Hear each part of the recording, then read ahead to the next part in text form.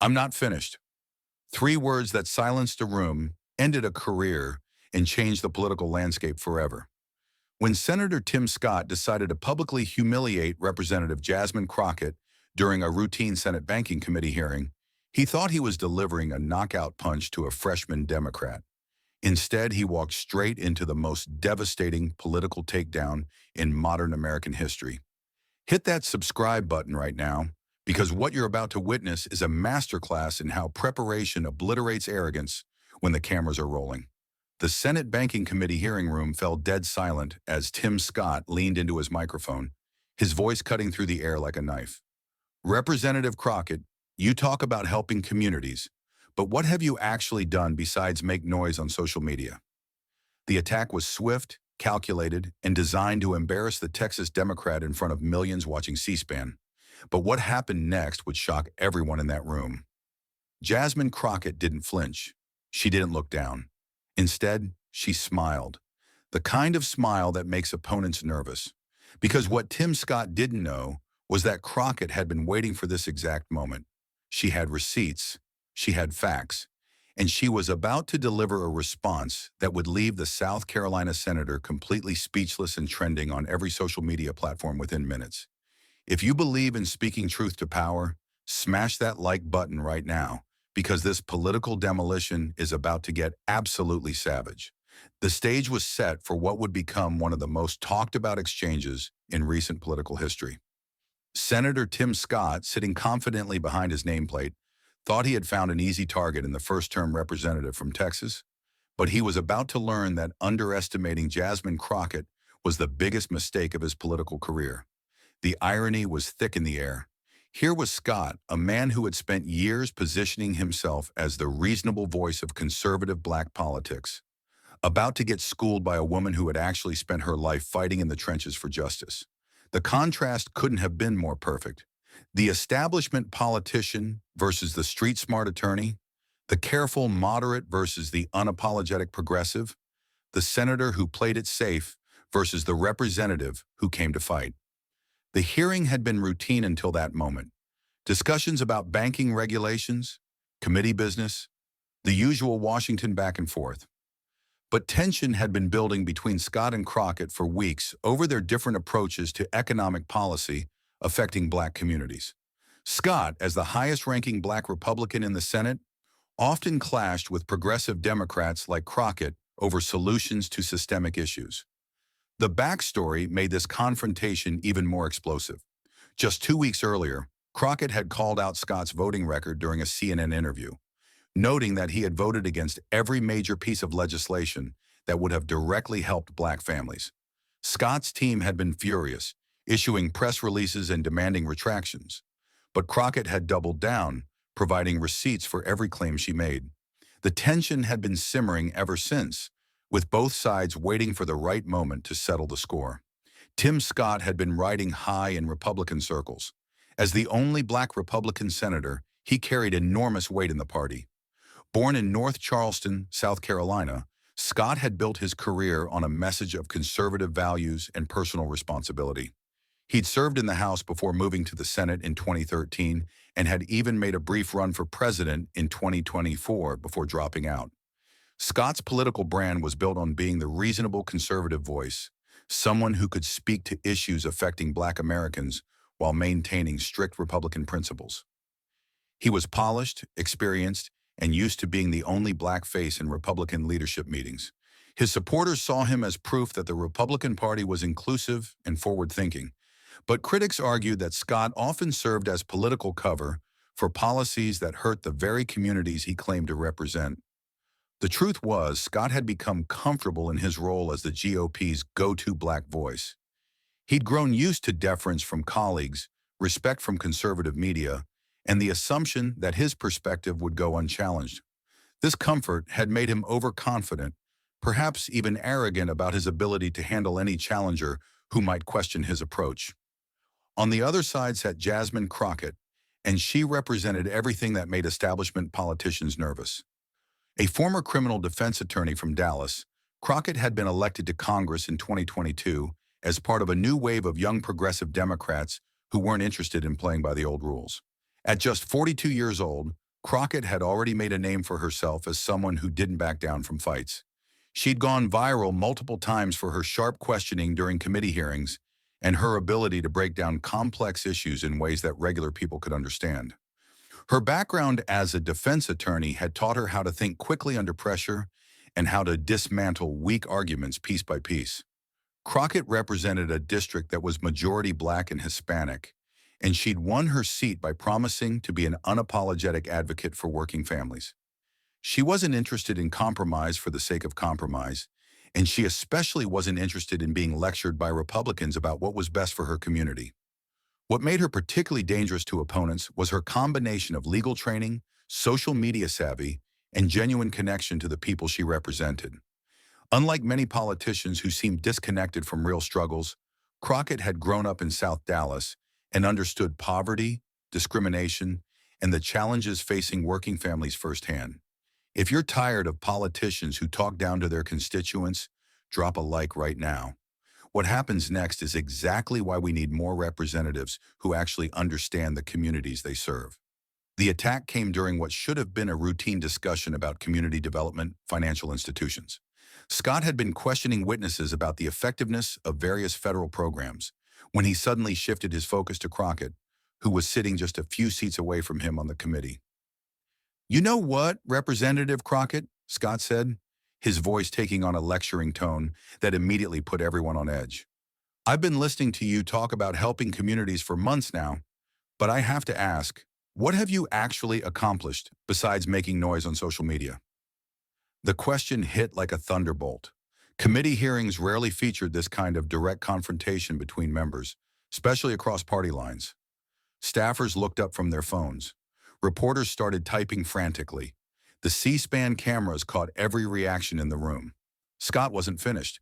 He leaned back in his chair with the confidence of someone who thought he just delivered a devastating blow. "I mean, I've been in Congress for over a decade. I've passed real legislation that has helped real people. But all I see from you is tweets and TikToks and viral moments. Where's the substance?" The condescension in his voice was unmistakable. This wasn't just political disagreement.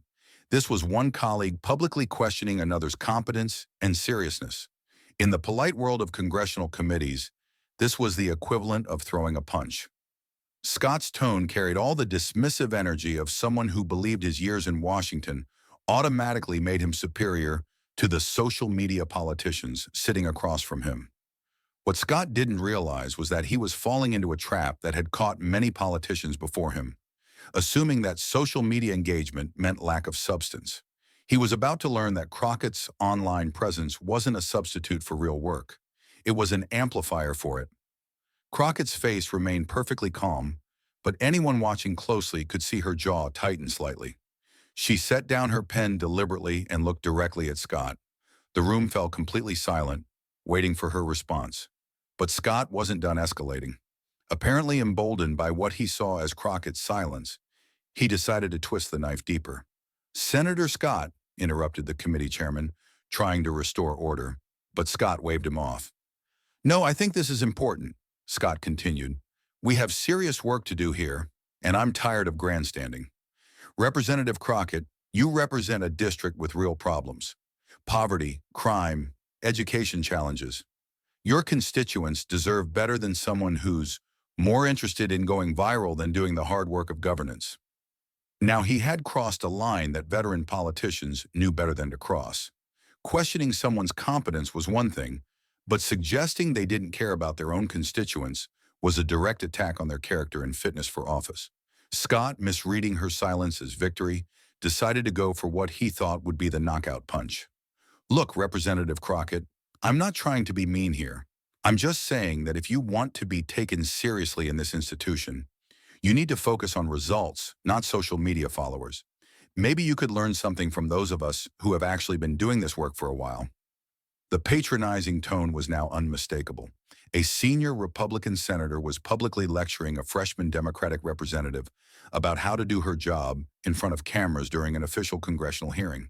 What Scott didn't realize was that he had just given Jasmine Crockett exactly what she needed to destroy him completely. Because while he was talking, she had been quietly organizing her thoughts, pulling up information on her phone, and preparing for a response that would make this exchange legendary. The irony was perfect. Scott had just accused her of being all about social media and viral moments while she was using her phone to access the detailed policy research and constituent services data that would prove him completely wrong.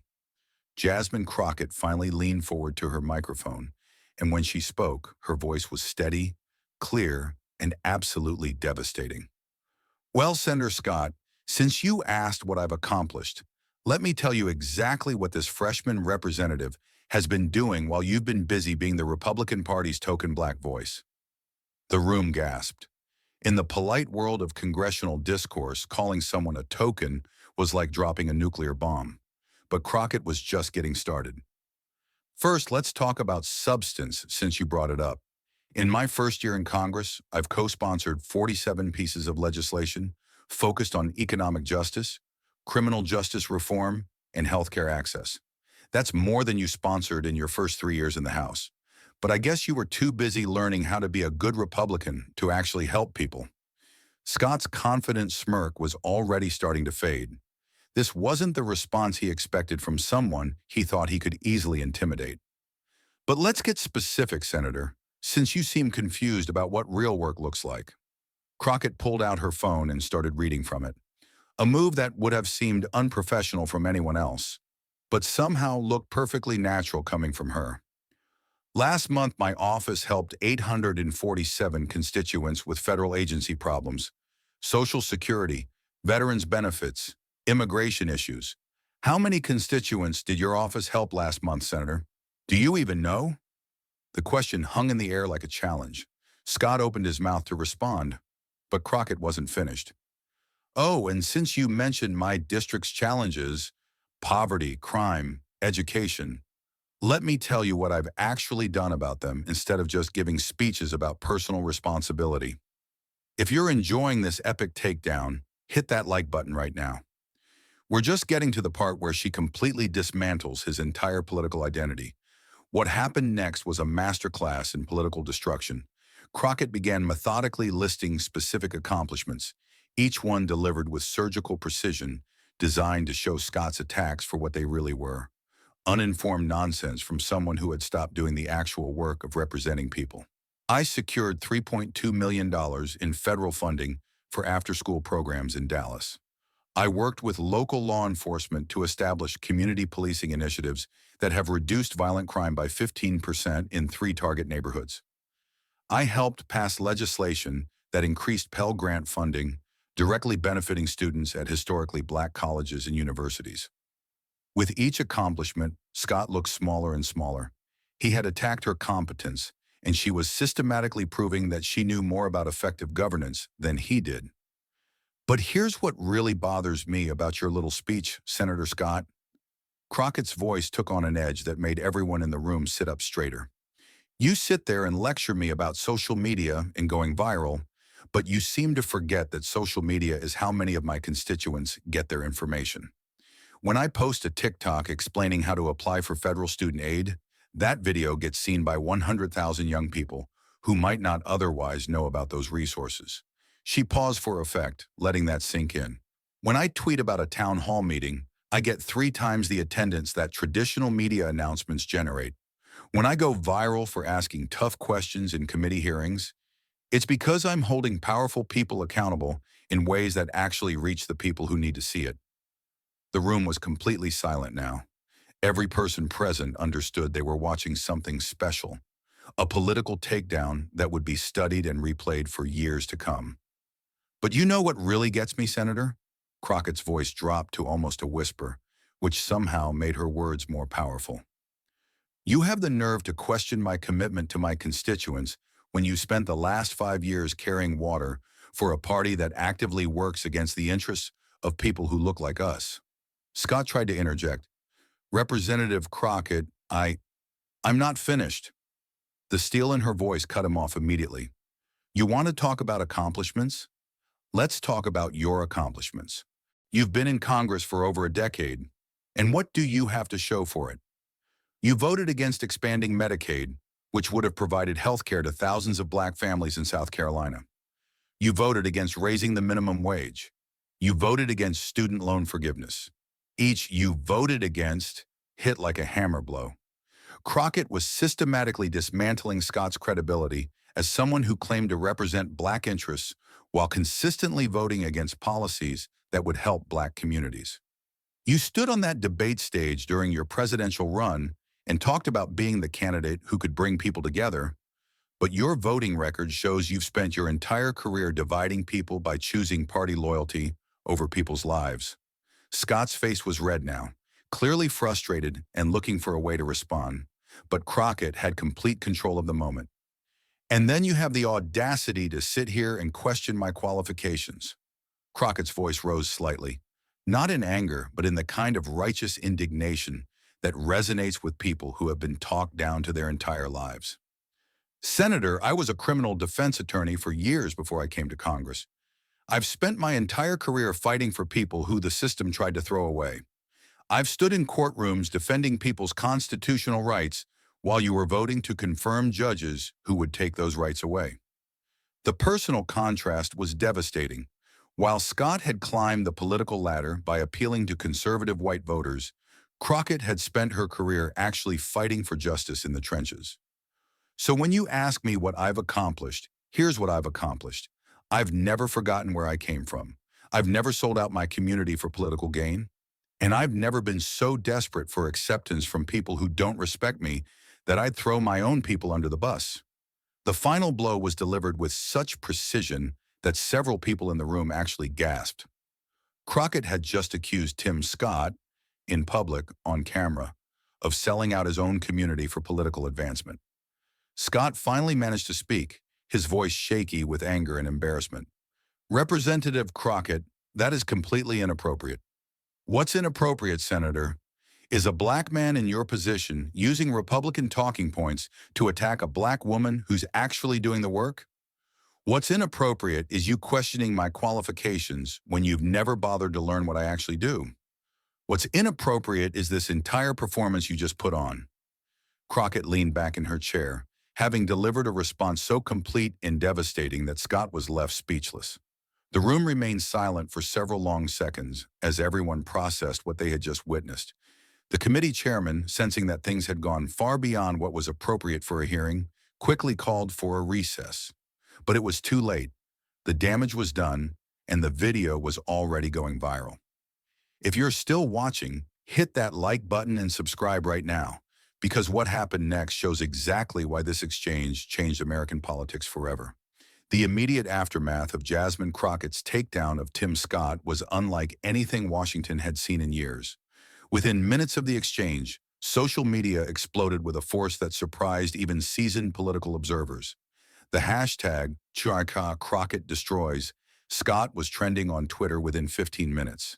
The original C-SPAN clip was shared thousands of times in the first hour, with political commentators, activists, and regular citizens all weighing in on what they had just witnessed. Progressive Twitter was absolutely on fire. Alexandria Ocasio-Cortez tweeted, "This is what happens when you underestimate someone who actually does the work." Jasmine for US just gave a masterclass in how to respond to bad faith attacks. The tweet got over 200,000 likes in 2 hours. The Shade Room posted a clip with the caption, "Auntie Jasmine said not today," that went viral on Instagram, introducing Crockett's takedown to a whole new audience of young Black social media users who might not normally pay attention to congressional hearings. TikTok exploded with reaction videos. Young Black women especially embraced Crockett's response, with many creating videos breaking down exactly why her comeback was so effective. One TikTok user explained, "She didn't just defend herself, she exposed his whole game. That's how you handle someone trying to come for you." Conservative social media was notably quieter, with many Republican influencers simply pretending the exchange hadn't happened.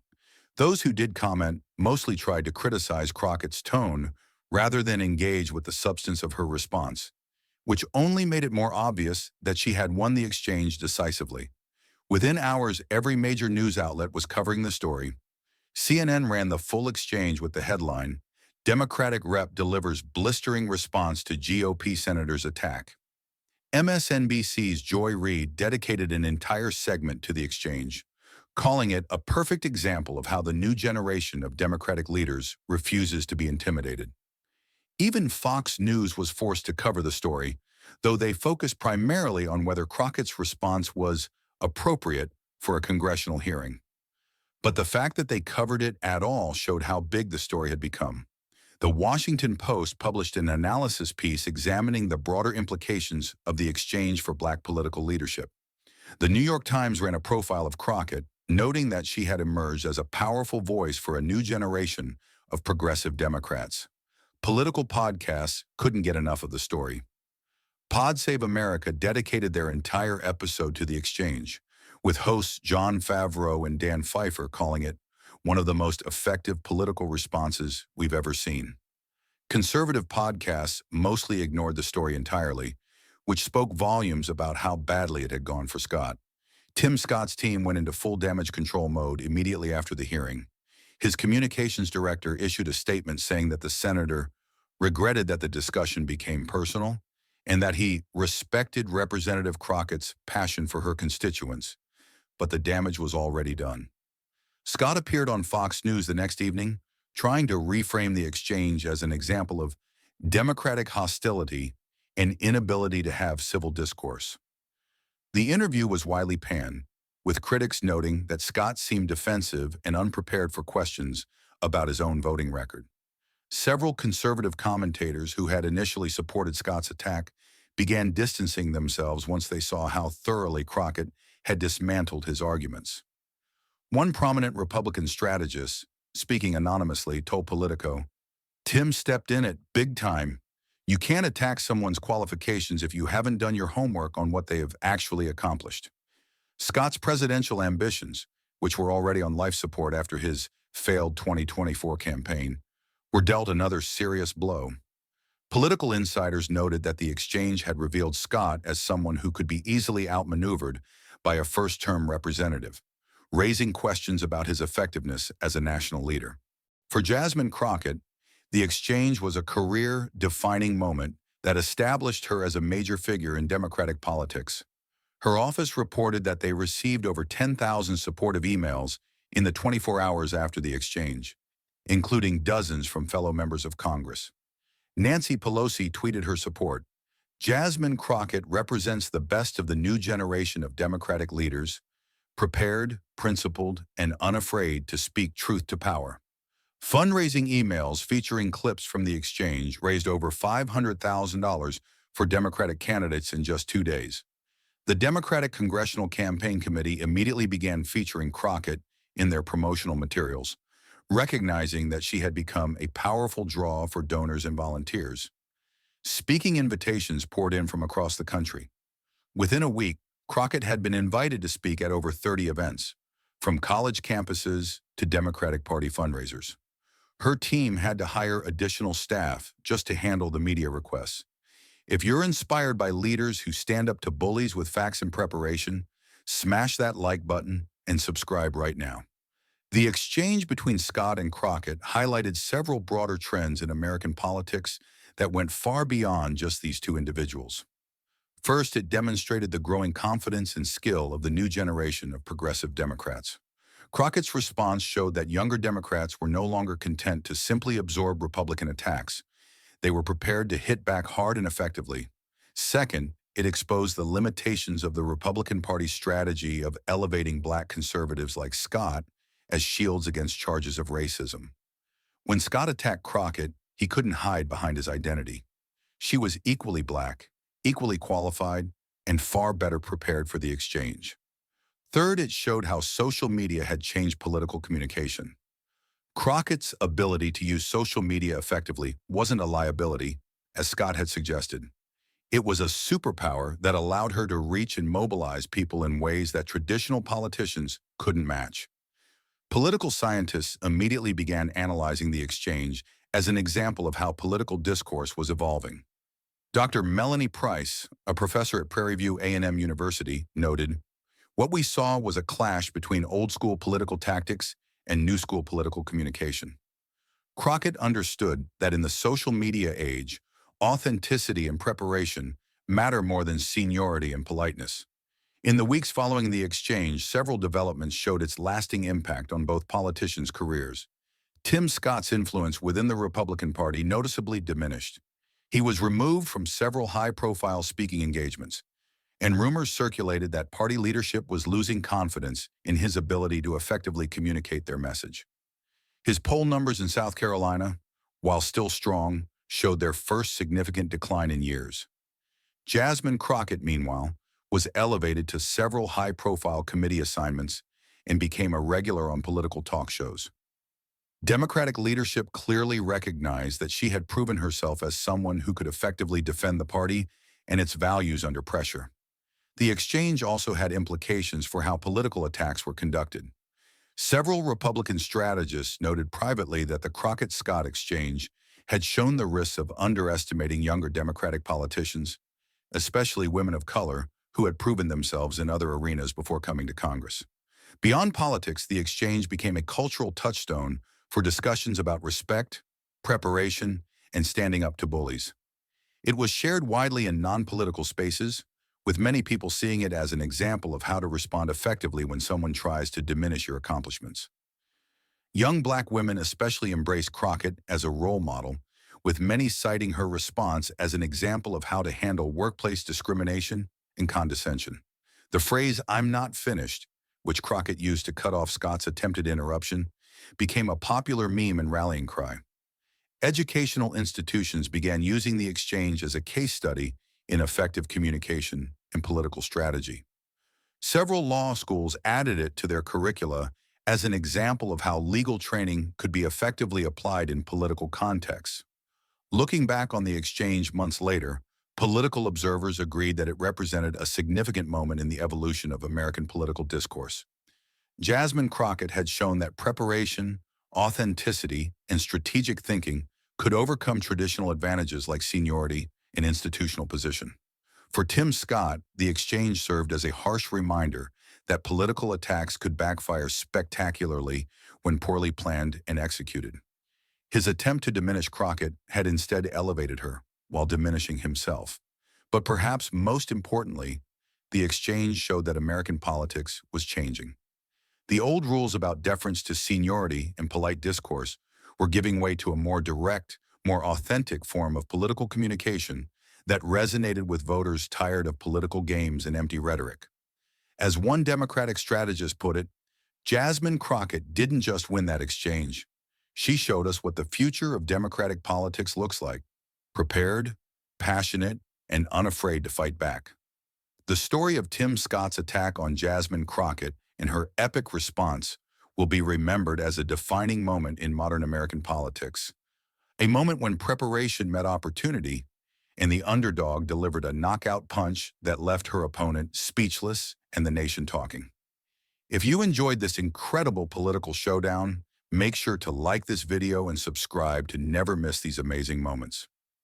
What did you think of Jasmine Crockett's response? Let us know in the comments below. And don't forget to share this with anyone who needs to see how to handle political bullies. Hit that notification bell so you're the first to know when we drop our next explosive political story. This story proves that in politics, preparation beats position every single time.